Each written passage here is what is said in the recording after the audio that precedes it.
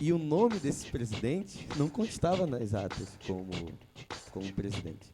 Para atendimento ao público e cura de enfermidades, o nome disso era Imbândoa, há 2000 anos atrás. E Umbanda aparece nesse dicionário como a arte de curar, né? A faculdade, a ciência, a prática de adivinhar o futuro, adivinhar coisas com a consulta aos desencarnados. É fato, né? É fato. Não é achismo. Este ritmo binário predomina dos negros de fala iorubá com o catimbó indígena. Distinguem, isto é, não apenas reflete vivência recente do autor com o universo, do qual pouco a pouco está compartilhando, resultantes de outras vivências que poderão complementar, aprofundar e, por que não, vir a revisar o tema que aqui se expõe.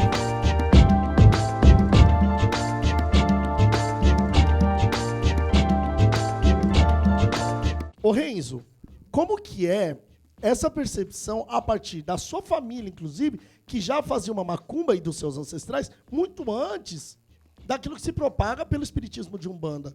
Quais são esses ancestrais que estão alocados no morro? Quem são esses nomes que estão alocados no morro e que são ocultados quando se fala sobre essa história da Umbanda? O Rodrigo Cassano, inclusive, tem uma vasta contribuição para esse debate. É uma pessoa que posso recomendar para que vocês procurem, sigam, é um cara incrível. E a Chica da Vavá, essa ancestral dele, os relatos orais a consideram uma mulher de origem nagô, né? Proveniente ali do Morro de São Carlos, próximo ali, e ela teria sido, na tradição do Rodrigo Cassano, salvo engano, avó, né, do Tata Cainaga, que por sua vez foi pai, salvo engano, da avó consanguínea do Rodrigo Cassano, né? Então tem toda essa relação bem profunda, e não só o Tata Cainaga, não só a Chica da Vavá, como a Maria Bataió, como o Preto Honorato, que é lá de Niterói, eu puxo muito a sardinha dele, né?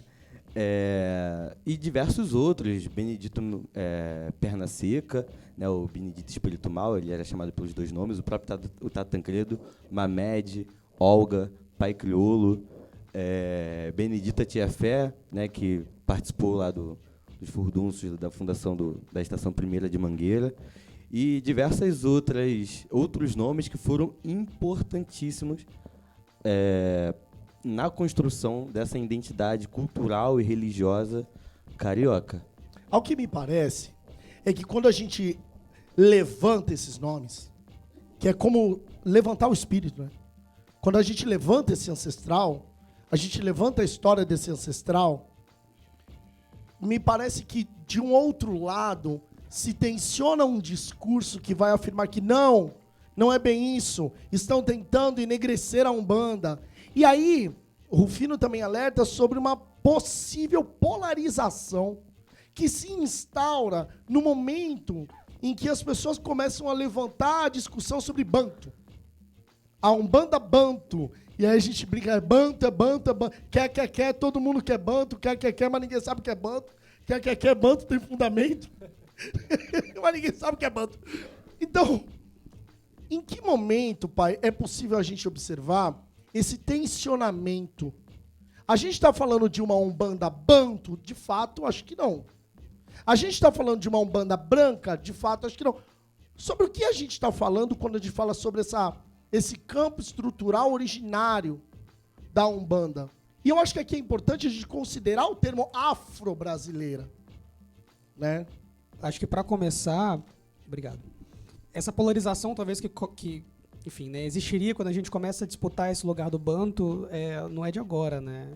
Porque esse lugar de disputa entre aquilo que é Umbanda e aquilo que seria Macumba tá aí, enfim, né? Desde que o Brasil começa a se entender como país, né? Porque eu acho que a grande disputa sobre Umbanda desde sempre não é de agora, né? A gente estava conversando mais cedo. Isso que a gente está fazendo agora começou muito antes da gente nascer, né? vem desde a década de 30, né? Porque, afinal de contas, é isso. Construir a Umbanda da maneira que a gente conhece hoje está inserida dentro de um projeto nacional. Quando a gente fala de embranquecimento, talvez as pessoas elas acham que isso, sei lá, é uma palavra solta, uma palavra vazia, que caiu do céu. Mas isso tem a ver com a própria construção do Estado Nacional, né? A Lélia Gonzalez fala muito bem disso, né? É importante colocar quando a gente passa a explicar, não a gente, né? Mas quando, por exemplo, Léo de Souza escrever o livro dele e depois um Coroguete 41, quando as pessoas começam a explicar a Umbanda a partir do Espiritismo, isso tem um cerne histórico muito forte, porque a gente lembra do Gilberto Freire, para quem não conhece, ele foi um grande ensaísta das ciências sociais, e eu faço questão de focar que ele foi um ensaísta, porque quando a gente faz Sociologia 4, a gente fala que quem é ensaísta foi a pessoa que escreveu um ensaio sem muito rigor científico, né? E aí a sociologia com um grande corpo rigoroso vem depois dele, né? Depois da década de 30, enfim. Ele tem a coisa do lusotropicalismo, né? E o lusotropicalismo basicamente é dizer, né, que couberam aos portugueses, né, daí luso, construir nos trópicos grandes civilizações, né, que basicamente os povos indígenas e os povos africanos não teriam tido uma capacidade civilizatória suficiente para construir grandes civilizações, enfim, né? E aí ele articula isso junto do discurso da mestiçagem, porque é essa ideia da mestiçagem que funda a ideia de Brasil, né? O que é Brasil, né? Os brasileiros são uma quarta coisa, que não são pretos, não são indígenas, não são brancos, são mestiços. Porém, na engenharia da mestiçagem, e aí ela se revela uma grande farsa, tá o lusotropicalismo, que não permite que uma filosofia que não seja branca seja o protagonista, né? Então, essa disputa, essa polarização existe desde sempre, né? Porque por isso não pode valer, né, dentro do cerne da construção do Estado Nacional, e por isso também não pode valer na Umbanda, né, qualquer outra filosofia que não seja europeia. Daí o kardecismo, né, para explicar o terreiro de Umbanda, que é absolutamente bantu nesse sentido. Aí eu chego nisso, né? Quando a gente fala de bantu, é importante a gente articular a palavra afro-brasileiro ou afrodiaspórico, porque, é claro, quando a gente fala que a palavra de Umbanda existe desde antes do século XVI, né, desde antes da diáspora, é o que o Renzo complementou. Não significa dizer que havia Umbanda da maneira que a gente faz no Reino do Congo. Não se trata disso em hipótese nenhuma. A gente está falando de uma palavra do quimbundo que aparece, né, no Reino do Congo e na diáspora aparece e vai se reinventando, né? Então é importante a gente colocar esse ponto, né? A Umbanda é uma religião afrodiaspórica bantu porque se insere num contexto, né, que já está reinventado no Brasil. Porque, claro, não tem caboclo, a maneira que a gente cultua, né? Lá, esses mesmos espíritos. Não há preto velho, não há marujo, não há, enfim, boiadeiro, exu, pombogira, etc. Né? Porque esses espíritos, se a gente prestar atenção no nome deles, isso que me deixa, às vezes, bolado, assim. Porque tem todo um malabarismo discursivo para falar, não, porque os caboclos e os pretos velhos, essa galera são brancos, são não sei o quê. O arquétipo. Mas no nome da entidade já está marcada uma territorialidade. Boiadeiro, marujo, né, caboclo. Né? Quem são essas pessoas? Né? Às vezes, eu faço um esforço muito grande, conversando com as pessoas, assim, eu percebo as entidades nas pessoas que eu vejo no mundo. Né? Então, Exu e Pombogira como as pessoas que ocupam os diversos lugares na rua, na vida noturna. E eu não estou falando... eu estou falando de pessoas específicas. Estou falando de taxistas, motoristas de ônibus, trabalhadores portuários, diversas seguranças que viram à noite. Essas pessoas são ancestrais que têm conhecimentos da vida e desencarnam. E são, sei lá, nossos avós, nossos tios, nossos parentes. Pessoas como nós somos, né? Então é importante colocar esse lugar, né? Esses espíritos que a gente cultua são espíritos que existem, são os grandes atores dos fios que constroem o Estado Nacional, né? Então a gente não pode estar falando de nada que está fora do Brasil. Mas aí a gente tem que tomar cuidado com esse Brasil, né? Que eu não estou falando do Brasil do Gilberto Freire. Eu estou falando de outro Brasil, né? Então a gente, claro, quando a gente traz bantu, eu não estou querendo dizer que eu faço religião tradicional bantu. Enfim, nesse sentido, né? É diaspórico, né? E aí a gente tem que localizar o que é isso, né? Ainda sobre essa figura central que se tanto discute sobre Zélio de Moraes, Pagui, o Emerson Jumbelli fala muito sobre isso quando ele elenca, se não me engano, ali em 2012, a criação desse mito fundador Zélio de Moraes, a Umbanda, a partir de 1975, então se cria um ensaio sobre o fundador da Umbanda a partir da década de 70. O que será que acontece de 1908 a 1975, e aí o senhor me corrige essas datas, que Zélio não alcançou o renome de fundador da Umbanda? O que acontece ali em 75 que se desenvolve essa leitura de, não, pera, agora tem um fundador aqui, esse cara fundou a Umbanda? É isso? Ou há uma discussão anterior sobre essa figura do fundador da Umbanda? E é engraçado, né?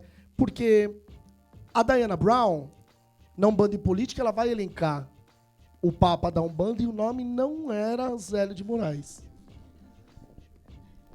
A gente às vezes coloca o Zélio como o único protagonista, né? O único personagem dessa Umbanda branca e o responsável por tudo aquilo, mas não é bem assim. A gente sabe também que na história, muitas vezes a gente tenta elencar personagens, né, que vão ser essenciais para algumas mudanças, mas todo tipo de modificação e mudança, ela parte de grupos, né, de agentes sociais diversos, movimentações em grupo.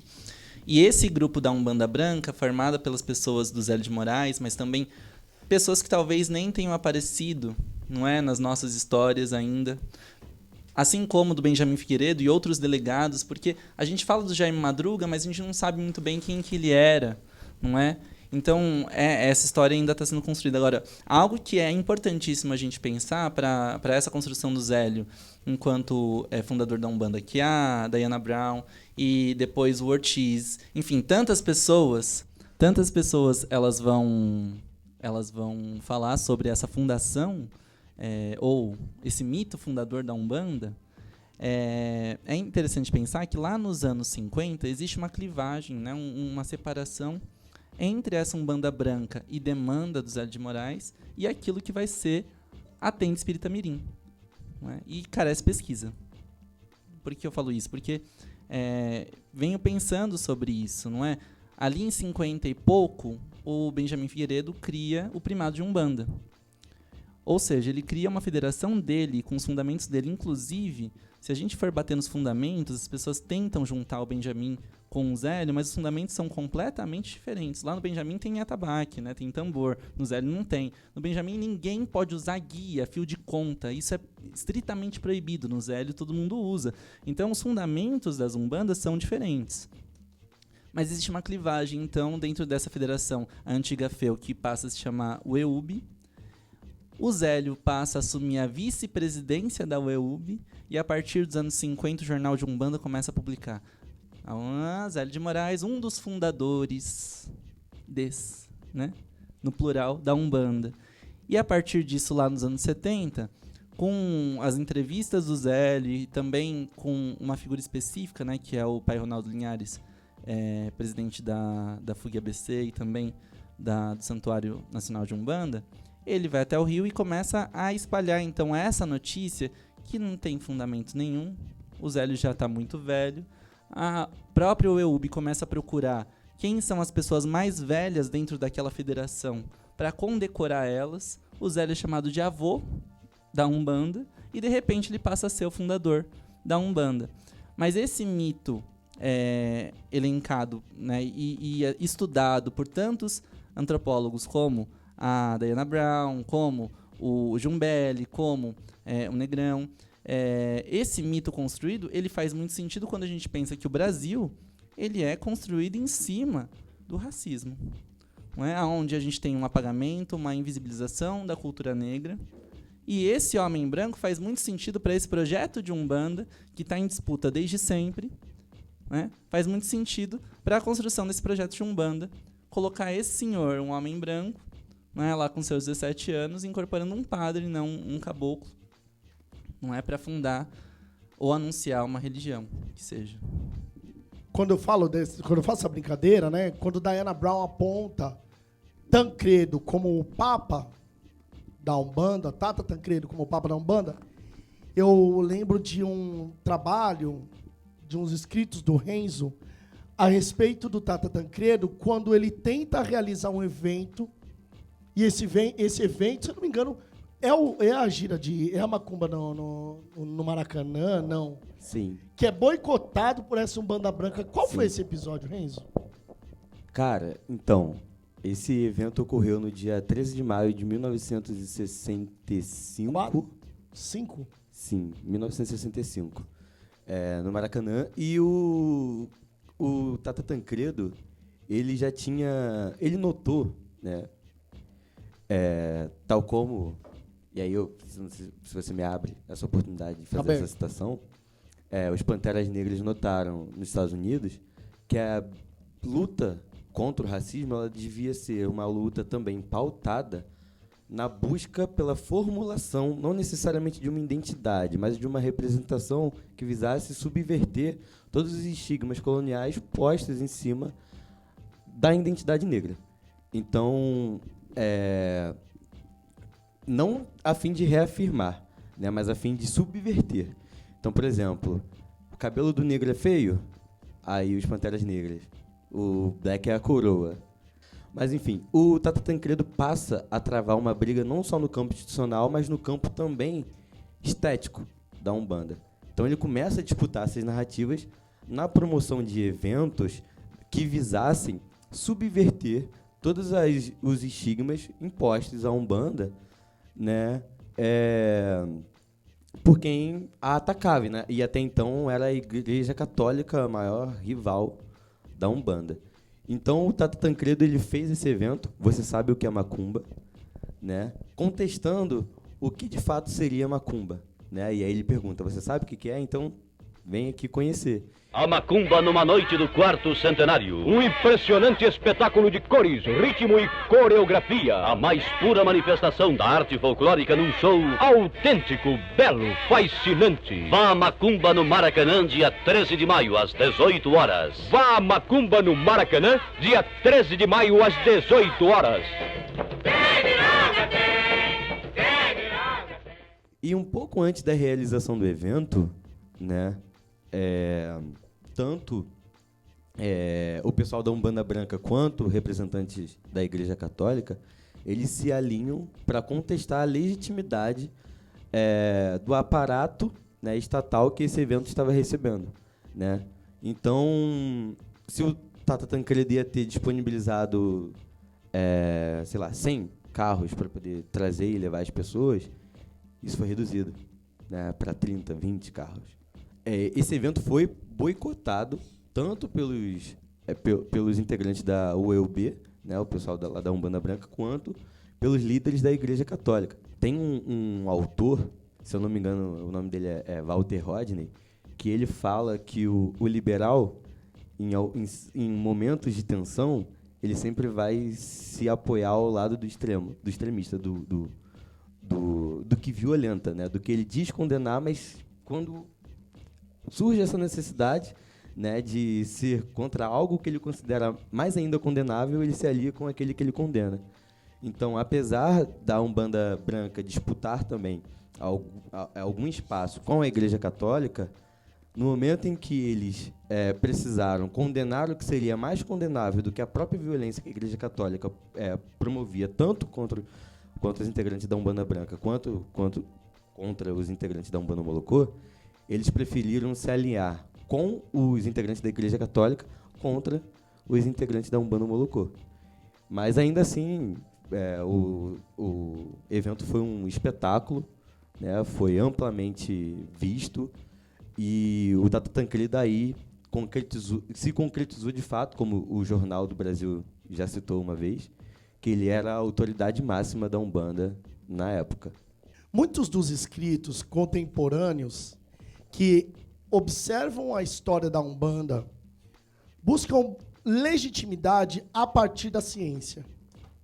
E a gente vê, principalmente numa literatura aí de 80, 90, as pessoas caçando aonde elas poderiam justificar essa história, quem poderia validar essa história, e aí se apoia muito no Cavalcante Bandeira. Cavalcante Bandeira é alguém muito citado quando se fala sobre a partir do Cavalcante. Então, há muitos trabalhos, inclusive, acadêmicos, que vão utilizar da bibliografia do Cavalcante Bandeira, do que é a Umbanda, né, para justificar esse lugar da academia. Por outro lado, óbvio, nós que somos de terreiro sabemos, não dá para você dividir quem está falando aqui. Quem está falando aqui é o mestre em ciência da religião ou é o Babalorixá? É o historiador ou o Babalorixá? É o Oxoguian ou o cientista? Quem é que está falando aqui? Não dá para se definir, porque nós somos cruzados por essas informações. Contudo, há uma validação desse discurso a partir da academia. Por que eu falo isso? Porque eu observo muito a construção do discurso que tenta justificar o embranquecimento. Eu observo nas redes sociais, eu observo no YouTube, eu observo, né, nas plataformas, enfim, de vídeo. Primeiro, a tentativa de se justificar o embranquecimento a partir de pessoas brancas. Então, se você jogar aí no seu YouTube agora, não há, pelo menos eu não encontrei, um vídeo de pessoas falando sobre embranquecimento da Umbanda que sejam negras. Tá? Muitas vezes a cor de pele ou a identidade, na perspectiva de Dr. Kabengele Munanga, não vai falar muita coisa. Mas um ponto que me diz é que essas pessoas brancas são iletradas racialmente. Elas não possuem o dispositivo intelectual da compreensão da raça. Consequentemente, vão fazer com que o discurso do embranquecimento se paute naquilo que muitos brancos vão chamar de mimimi. Ou ainda de uma implicação. Nessa semana, estudando o embranquecimento da Umbanda, do qual eu afirmo ter partido do 15 de novembro de 1908, e não é em virtude da história de Zélio, e eu quero falar sobre isso, não é em virtude da história de Zélio, eu observei algumas falas do tipo, a Umbanda vivia um momento de opressão. A Umbanda era perseguida pelos militares, pela igreja, pela própria sociedade, e para que isso fosse sanado, esse problema fosse sanado, o que nós precisamos fazer, gente? A Umbanda foi entregue na mão dos militares.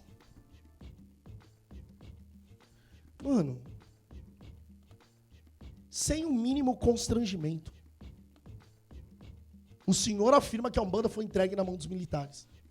E aí, a grande questão é, de que lugar nós estamos falando?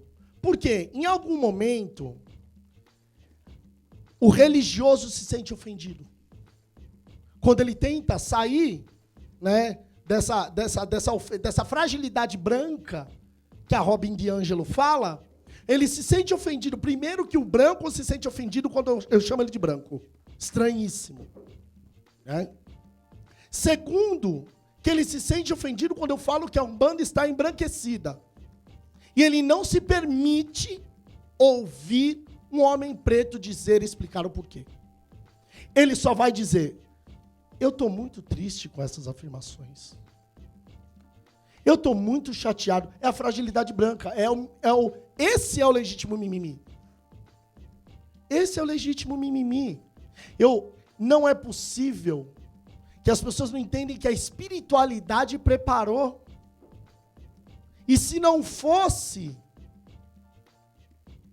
a espiritualidade, a Umbanda não teria. E aí começa a se levar um discurso que na academia, principalmente na área da ciência da religião, vai se chamar de discurso êmico, que é um discurso que cai para o campo da fé e se isenta do campo da ciência.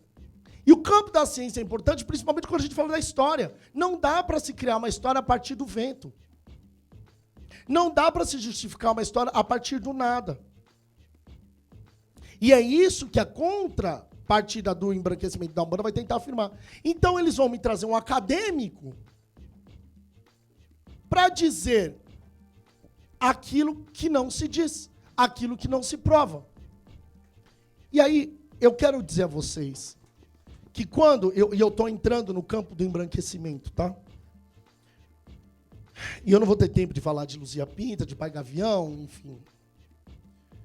Quando eu falo sobre embranquecimento da Umbanda, antes que os brancos defensores de Zélio de Moraes se ofendam e desliguem esse vídeo, esse áudio, eu não estou falando sobre o umbigo do Zélio de Moraes. Eu não estou nem aí para a história do Zélio de Moraes. Não me interessa, e deixa eu dizer mais. Tirando a figura de Zélio de Moraes da história da Umbanda, a gente continua lendo o embranquecimento da Umbanda. Não é Zélio de Moraes que funda o embranquecimento da Umbanda. É aquele vulto, aquele carrego que vem acompanhado de uma série de outros fatores que cria e se desenvolve o desenvolvimento da Umbanda. Deixa eu dizer a vocês, no dia 16 de novembro, e nós somos pretos, tá? Deixa eu lembrar aqui, então isso pode soar ofensivo e pode constranger a gente. Mas é importante que isso seja dito aqui, para que nossos filhos não fiquem na dúvida. No 16 de novembro de 1908, brother, baixa um preto velho na tenda espírita Nossa Senhora da Piedade. Beleza? E aí, todo mundo fica chocado. Então veja, esse preto que baixa, chamado Pai Antônio, né? Que agora é de Umbanda. O tio Antônio não é de Umbanda, da benzedeira, né? Porque agora ela assume a benzedeira. Por mais que a família do Zélio chama de Umbanda, não, Umbanda não. Na entrevista pro Rivas, acho que foi, né? Não é Umbanda, errei. Não posso falar aqui, é espírito. Beleza. Por mais que ali era uma benzedeira e agora no Zélio é Umbanda, agora é preto velho mesmo, agora, né? Esse preto velho, prestem atenção, esse preto velho baixa no 16 de novembro de 1918, na rua Floriano Peixoto, número 30 em Neves. Quando ele incorpora, brother, ele sai da mesa, leia, ele sai da mesa, ou seja, ninguém está em roda. Ninguém está na gira. Eles estão sentados em uma mesa. Beleza? O espiritismo de mesa continua sendo reproduzido ali, tão quanto naquela tenda espírita, na Federação Espírita, aos moldes da Federação Espírita. Esse preto velho baixo, ele sai da mesa. Ele causa atenção, como diz o próprio Antônio Eliezer Leal de Souza, ele sai da mesa, corre e fica acocorado no canto da sala. Olha o imaginário. O preto levanta da mesa e vai acocorado no canto da sala, incorporado nesse garoto de 17 anos. Quando pergunta pra ele, oxe, que aconteceu, mano? Que você tá aí no canto? O preto velho diz, mesa é lugar de branco. Lugar de preto é no canto da sala. O que contém nesse imaginário? Qual é você, homem branco, heterossexual, dono do capital, sua justificativa para com esse fato? Não foi racismo? É a síndrome do Monteiro Lobato? Qual é a justificativa para esse discurso? E ali pergunta, o que você quer? Minha cachimba. E ali, na semana seguinte, o pobre do Pai Antônio recebeu um monte de cachimbo. Cara, é isso que ele está contando do meu ancestral. Que não é o ancestral do Zélio. Zélio não teve família de preto. A família do Zélio é farmacêutico. Quem tem padre e médico na família em 1920 é o quê? Perseguido pela polícia? É isso? Ô, gente, não desacate minha integridade intelectual. Mas piora. Porque no 15 de novembro de 1908, então vamos esquecer o Zélio de Moraes, lembra? Vem o caboclo das 7 encruzilhadas. Que estranhamente, depois disso, quando incorpora, se usa um terno e gravata. Tipo o ex-pajé. Você assistiu o documentário do ex-pajé? Aí, o que incorpora ali é o ex-pajé. Ele é ex-pajé, porque agora ele é o chefe. Aqui, a cinegrafista é uma mulher indígena. Será que a imagem do ancestral dela é de terno e gravata, chamado de chefe? Tô confuso. Tô confuso porque a branquitude vai entender a crítica sobre a figura do Zélio. E eu não estou interessado. Nem na tenda espírita, que tem o seu valor. Tem o seu valor. Nem na figura do Zélio, que também tem seu valor. Não estou interessado. Eu estou interessado em discutir o mito que para a branquitude precisa se elencar o indivíduo. A branquitude tem dificuldade com o coletivo. Por isso que não se importa em formar fila no terreiro e bater palma um atrás do outro. Porque o Ubuntu não existe para uma branquitude instaurada nos terreiros de axé. Mas, se de fato ele veio para valorizar a comunidade indígena, os povos indígenas e não o índio, por que ele precisou dizer que ele era padre? Por quê? Por que ele precisou chancelar, feito o espiritismo, Fritz, né? Por que ele precisou dar a carteirada do indivíduo? O espiritismo frisa o indivíduo e não o coletivo. A Umbanda frisa o coletivo. Os caboclos. Os pretos velhos. Quem é você? Ele não dá o nome dele. Ele dá quase que o epíteto. Ele dá quase que o epíteto. Pai João das Almas. Ninguém chama João das Almas. Ele está dizendo que mais vale o coletivo do que o indivíduo. Mas no espiritismo se valoriza o cara e crachá. Do qual eu sou, eu fui, eu era meu pai, como diz minha sogra, fazendo caridade com o chapéu dos outros. E aí se destaca o valor do padre, que é a caridade, e não do indígena, que é a valorização do seu povo. Então o que me preocupa não é a figura imagética, seja do padre, do Zélio, do caboclo. O que me preocupa é a ideologia. A ideologia contida não no Malagrida.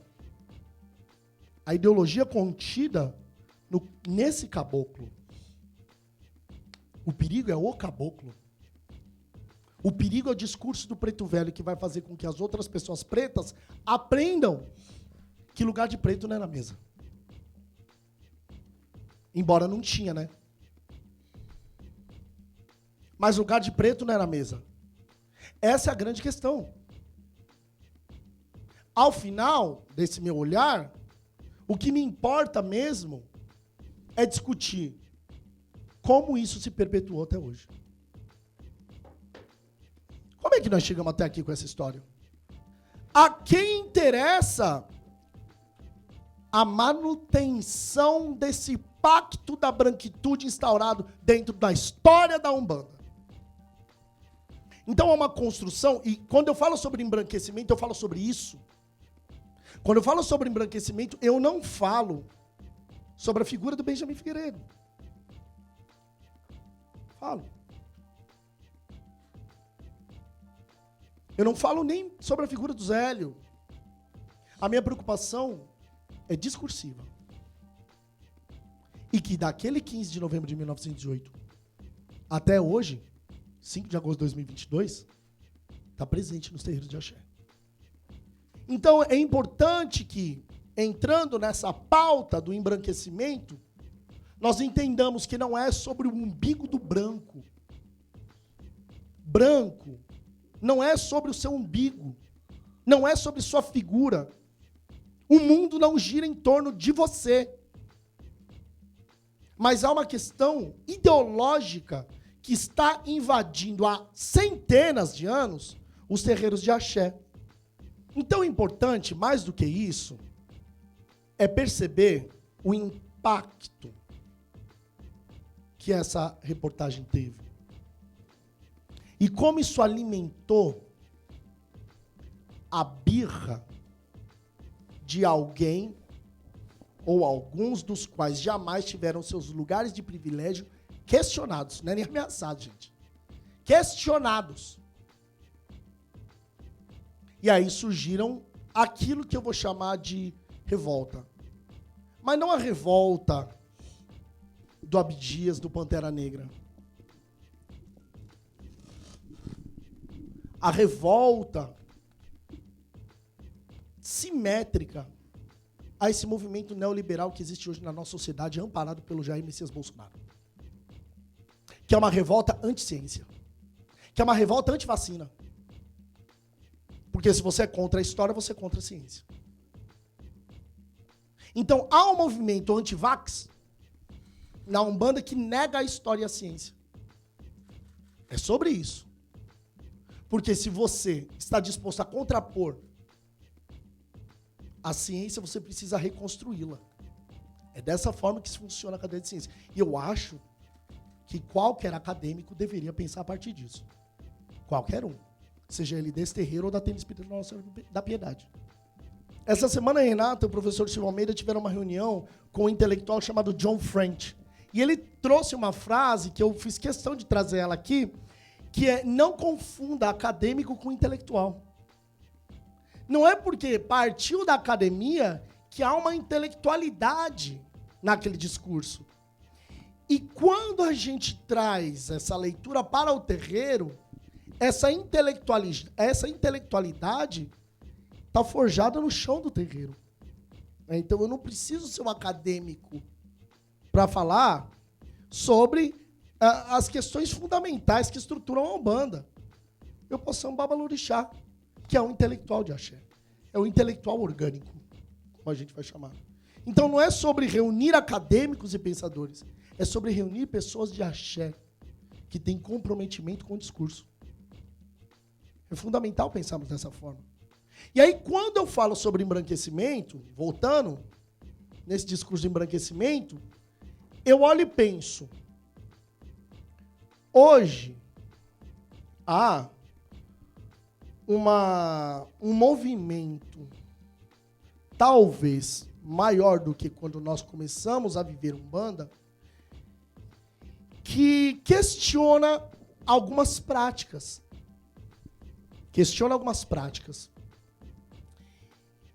E aqui há um ponto, como diz o professor Enio, espinhoso de se discutir, que vai traduzir o termo Umbanda e Umbandas.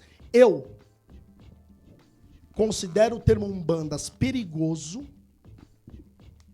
porque, de certa forma, ele legitima com que você diga que isso também seja Umbanda sem nenhum critério. Então, é importante de nós entendermos que, de um modo amplo, concebe-se enquanto Umbanda uma cultura de exaltação e valorização de povos ancestrais socialmente excluídos. Isso é uma definição de Umbanda aceita pela academia. E aceita pelos terreiros. Porque o Preto Velho, porque a Pomba Gira, porque o Marujo, não o marinheiro da marinha, que muitas vezes baixa, não o português. Estou falando do povo socialmente excluído e marginalizado da sociedade, à borda da sociedade. Isso é uma definição de Umbanda.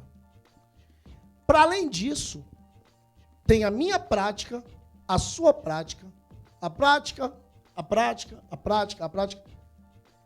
que constitui formas plurais de se praticar a valorização e exaltação de povos socialmente marginalizados. Você entende? Então, quando a gente está nesse campo, a prática pouco me interessa. Inclusive, essa pluralidade é o que vai dar a identidade de Umbanda. Identidade aqui num termo bem solto, né? Sem discutir essa identidade.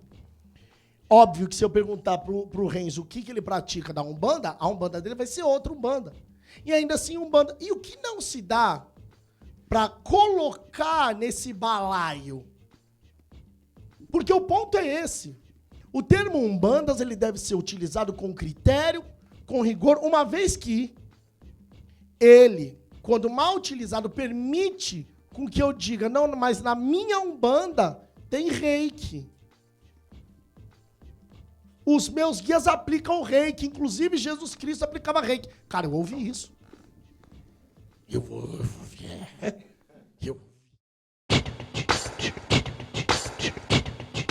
É porque existe uma ideologia da branquitude que apaga tudo que é preto. Assim como aqui em São Paulo, a gente tem um apagamento geral de toda a cultura preta. Um apagamento geral.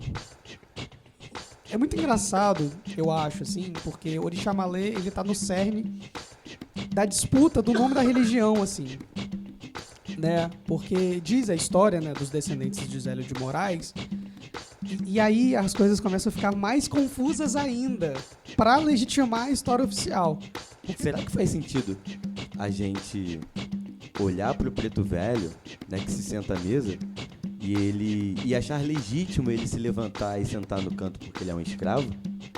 Este ritmo binário Predomina dos negros de fala iorubá com o catimbó indígena. Distinguem, isto é, não apenas reflete vivência recente do autor com o universo, do qual pouco a pouco está compartilhando, resultantes de outras vivências que poderão complementar, aprofundar e, por que não, vir a revisar o tema que aqui se expõe.